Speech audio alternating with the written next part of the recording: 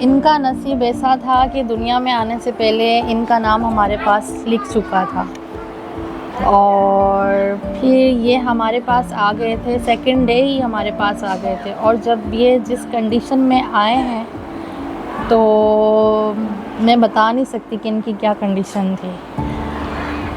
इनको यहीं पर नहलाया गया और इनको रेडी किया गया और इनकी मम्मा को ये बोला गया कि आपका बेबी डेथ हो गई है।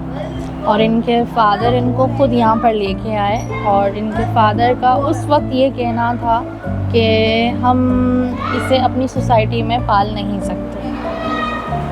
इनकी मम्मा की प्रेगनेंसी में बस ये नज़र आया था कि थोड़ा सा कुछ एबनॉर्मल है कोई। अपने घर में अगर ये होता तो उसको शायद इतना प्यार नहीं मिलता जितना यहाँ प्यार मिलता।